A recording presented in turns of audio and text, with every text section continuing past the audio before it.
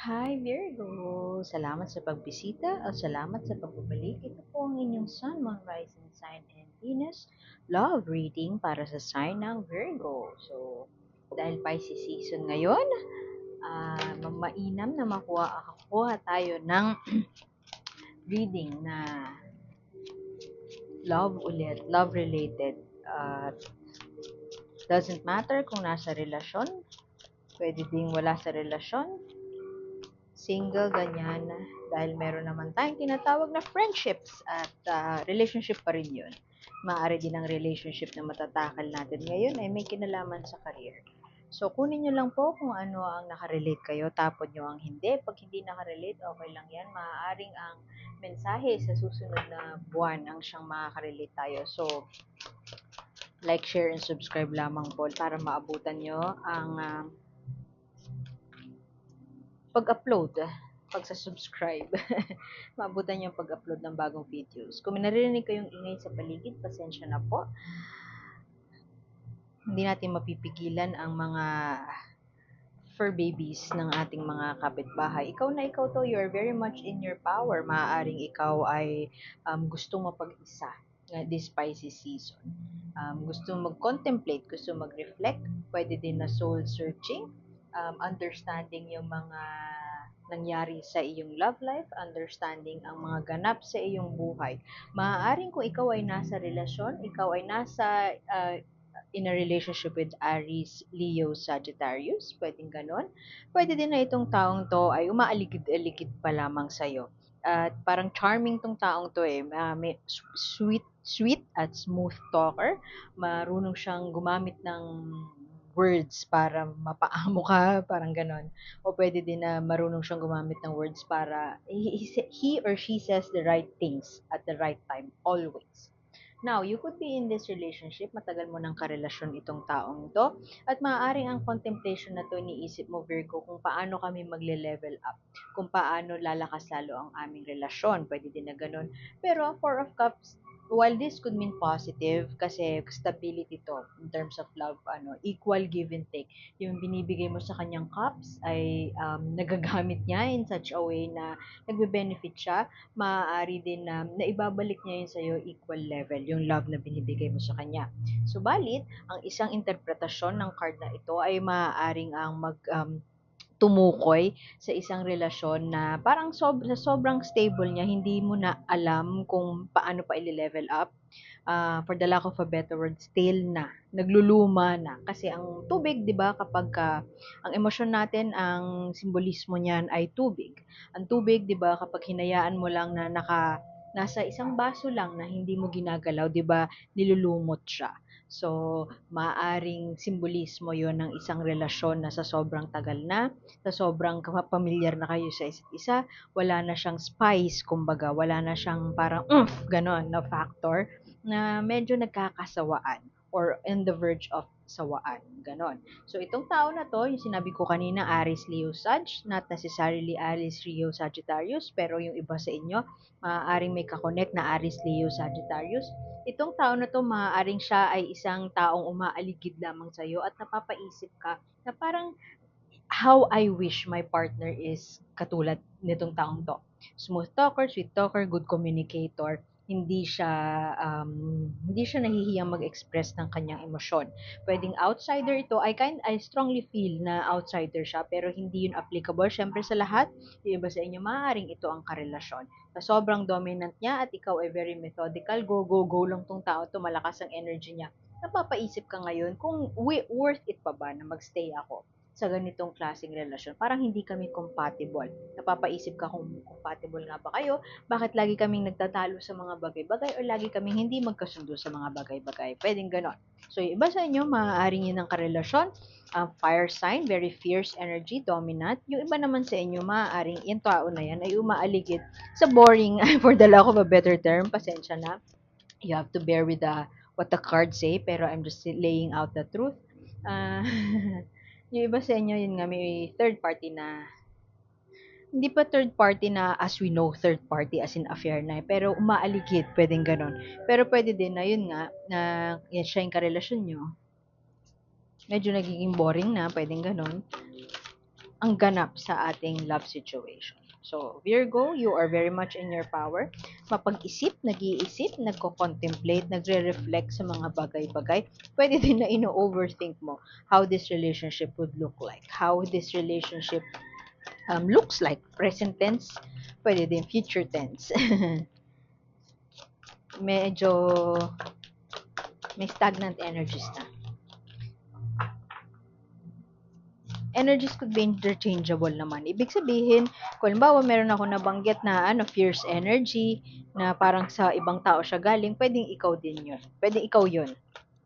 So, kunin nyo lang kung ano yung nakarelate kayo, itapon nyo yung hindi. Kasi maaaring yung susunod naman na reading ang siyang makaka-relate kayo.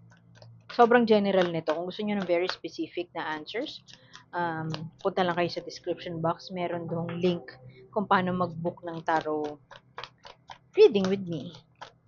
Kung trip niya yung way I say things, go na yan.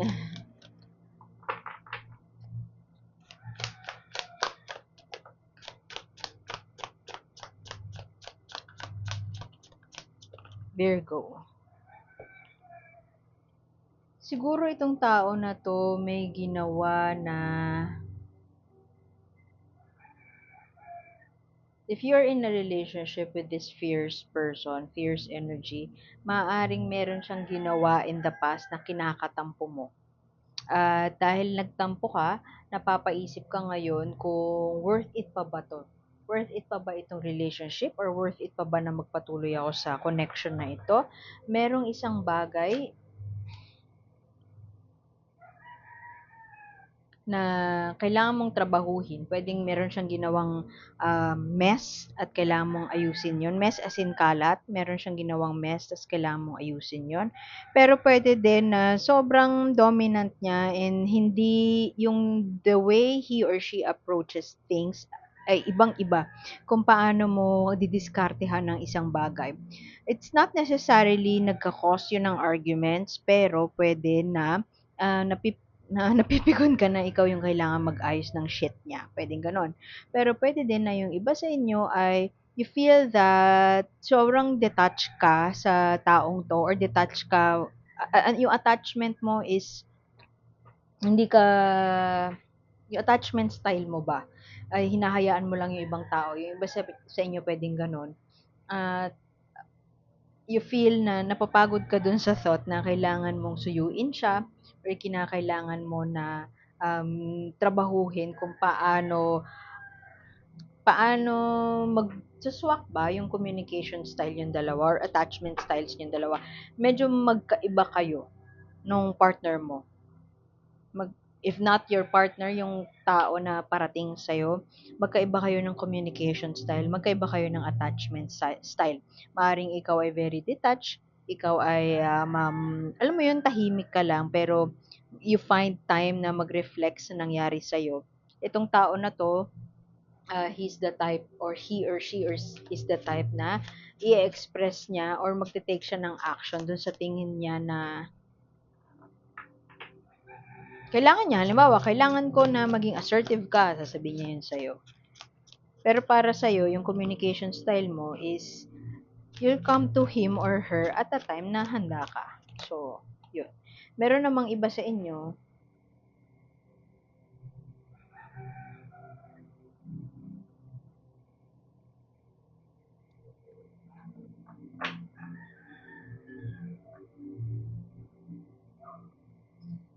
ay, why do I feel na yung iba sa inyo,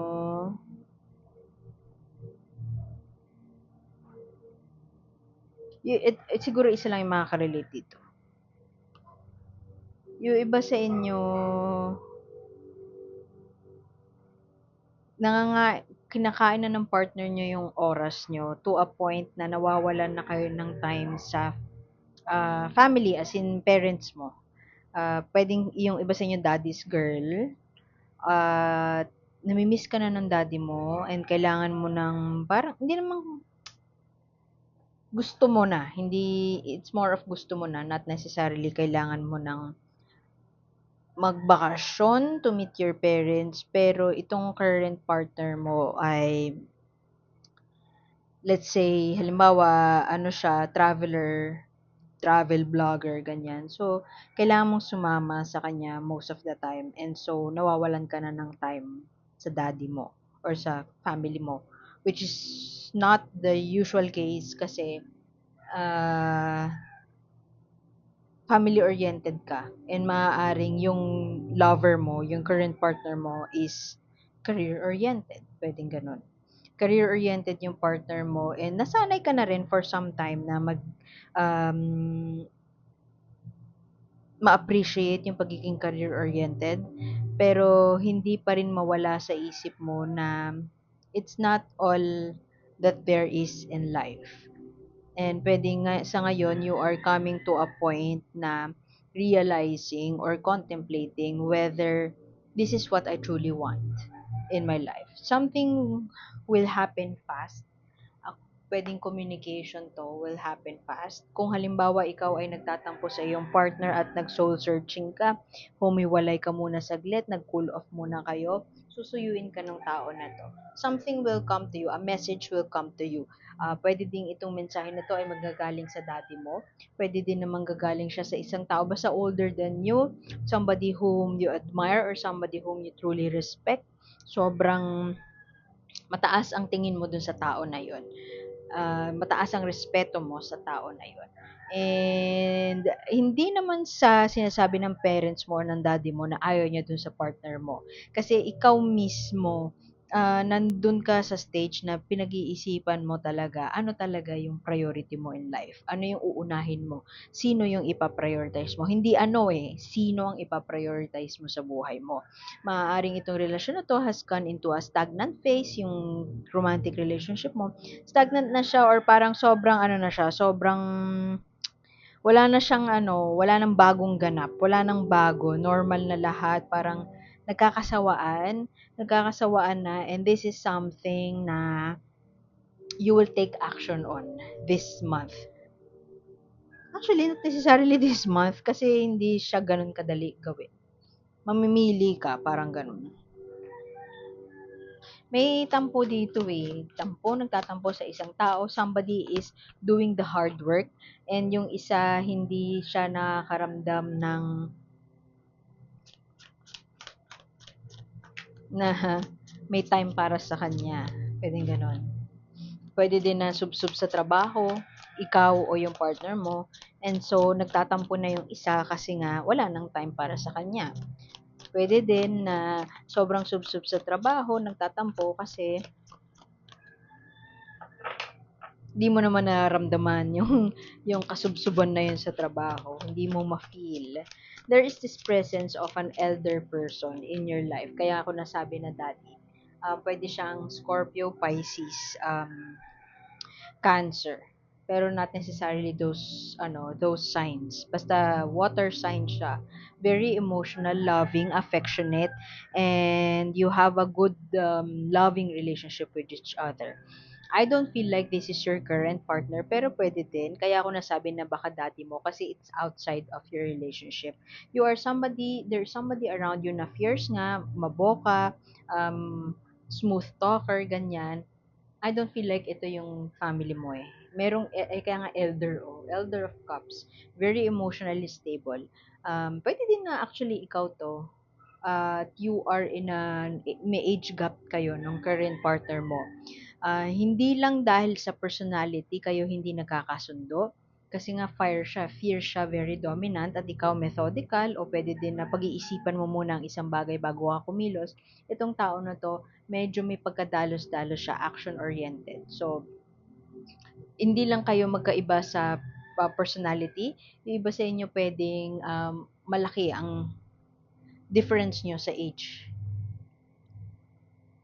Pero yung isang scenario naman nakikita ko dito, maaaring yung iba sa inyo ay hindi sa tutol yung pamilya mo dito sa partner mo pero it's more of pwedeng sila yung nagtatampo kasi nga nagbuhos ka na ng panahon mo sa tao na to na hindi naman siya katulad mo mag-isip, or yung mga priorities niya in life ay hindi naman aligned dun sa priorities mo in life. So pwedeng magkaiba kayo ng trip all the time, And pag kasama ka sa family mo, as in parents mo, hindi mo kasama yung partner kasi hindi niya trip mag-family-family thing. Pwedeng ganun.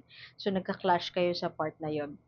And this is something na this stagnation or yung parang boring na, parang naging stable na lang lahat to a point na you run the risk of magkasawaan na, this is something na you would close o bibigyan na ng action o pag-iisipan ng mabuti paano paplanuhin, aayusin o gagawa ng paraan this March. Pwede din na yung isa sa inyo willing to do the work, yung isa naman ayaw. Buhay na buhay yung manok. Tanghali na buhay pa yung manok ng kapitbahay namin. Pasensya na sa ingay. Buti na lang, normal lang mga tilaok ng manok dito. Okay. I feel like magagawan to ng paraan or masosolusyonan siya this month or anytime soon. Kasi may celebration na magaganap. Pwede din na yung iba sa inyo, pwedeng walang makarelate at all or isa lang. Pwedeng yung iba sa inyo, soul searching ka, no? E-express mo do sa partner mo na parang ito yung na-realize ko, tingin ko mainam na ganito yung gawin natin. Pwede din na mag-intervene yung tatay mo or meron kayong ninong na, I don't know, godfather na mag intervene. And so, yung intervention na ito, ang dudulot sa inyo na i-end na, wakasan na ang isang bagay na hindi na nakakatulong sa inyo. Or let's say, ko-confront nyo yung elephant in the room, no? Yung long-standing issue between you and yung partner. Halimbawa, matagal mo ng issue na wala siyang quality time with you. I-express mo yun, pag-uusapan ninyo, i-work out nyo, pagtatrabahuhan ng isa-isa inyo, maaaring yung isa ay hindi mag-fully cooperate, pero it would lead to some celebration or it would lead to some major event. Pwedeng ikakasal kayo, marirealize nyo na you are meant to be pala talaga, and then magpo-propose yung isa. Pwedeng ganun. Kasi Three of Cups, you're ending your reading. I kind of feel like there is a celebration down the road or celebration this month. Pwede din actually na para siyang, halimbawa nag-promise siya sa'yo na magta-travel kayo, matutuloy na siya this month. Pwede din naman na iba sa inyo, matagal nang ninanag yung partner nyo na magpakasal na kayo, mapagpaplanuhan siya this month. Not necessarily mangyayari, pero mauumpisahan siya this month. If you are wondering paano mangyayari na maumpisahan, you might want to express that tampo to your partner. Somebody has to do the work.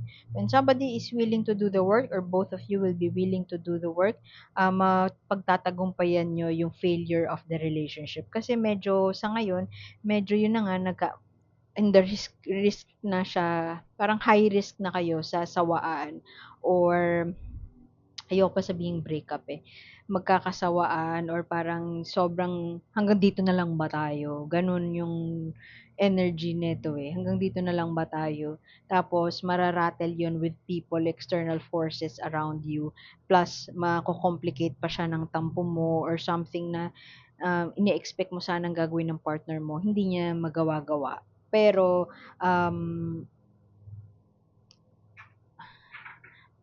once mapag-usapan siya, everything will move so quickly.